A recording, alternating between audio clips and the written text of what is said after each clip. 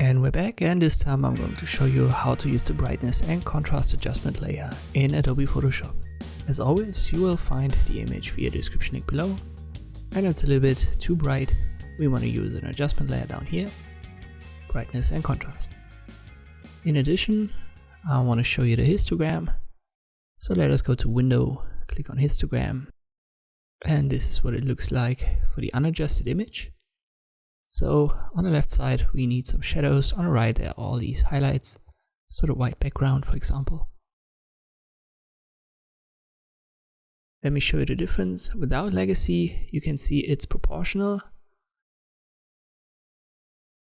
So the adjustment is made depending on the details in the image, and with use legacy all of the information in the image is moving to the left or right. So this is more like a linear adjustment, and without use legacy it's a proportional.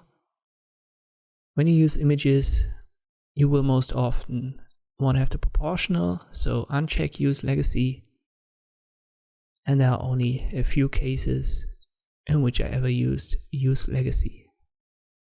Let us get back to brightness and contrast. You can see if I increase the brightness, the histogram moves to the right side. If I decrease it, it moves to the left. So the image is a bit too bright, so I want to make it darker, which means that I go to the left.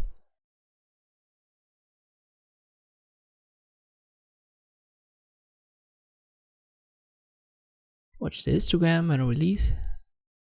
You can see we've now got more information on the left side, and the stuff on the right has moved to the left as well.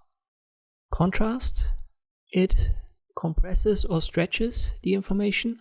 So if we go to the left, we've got in more compressed to the middle. If we go to the right side and increase the contrast, we've got the information in the image stretched out. And this image definitely needs more contrast. As you've seen on the left hand side, we've got almost no information at all. And on the right, it's a little bit too much. So this is an adjustment I would do for this image. You also have the option to use auto. It takes some processing time, and it does a good job, but in the end you should always rely on your eye. So I want to adjust it slightly by hand on top of it,